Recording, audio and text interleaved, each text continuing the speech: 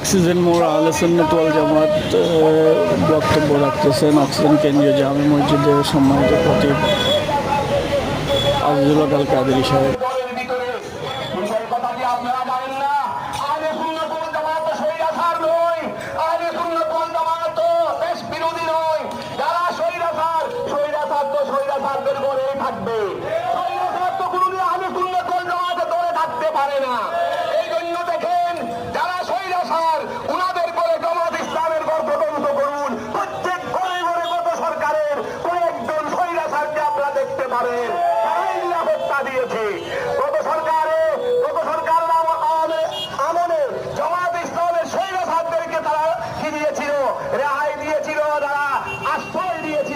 আর বর্তমানে জামাত ইসলামী সেই স্বৈরাচারদেরকে আশ্রয় দিয়ে যাচ্ছে।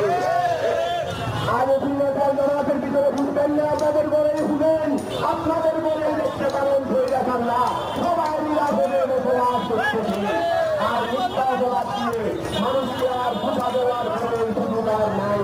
সবাই সচেতন, আপনারা যারা এসেছেন আমার ব্যক্তিগত পক্ষ থেকে আপনাদের সবাইকে আজকে ঘোষণা দিয়েছিলাম আজকে 9টা থেকে 12টা পর্যন্ত ধরে সম্মানিত জায়গা বাইরে থেকে আমি অনুরোধ জানাবো আপনারা আমাদের এই একটা ন্যায় সঙ্গত দাবির প্রতি আপনারাও সম্মান প্রদর্শন করবেন।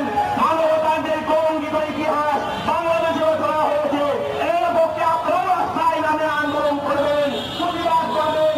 একজন মুসলমান হিসেবে একজন ইমানি ভাই হিসেবে আপনারও সেই দায়িত্ব রয়েছে।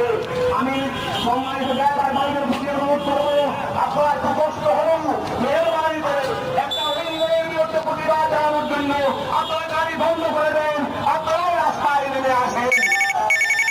আর আমরা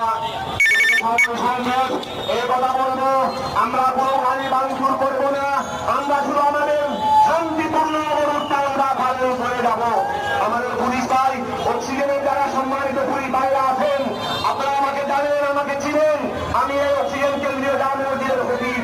আমার বক্তব্য আপনারা শুনে থাকেন, কোনো সময় আমি দেশ বিরোধী কোনো বক্তব্য দিই নাই, কোনো সময় আপনাদের বিরুদ্ধে কোনো কথা বলি নেই, সব সময় আমি সত্য কথা বলার চেষ্টা করেছি।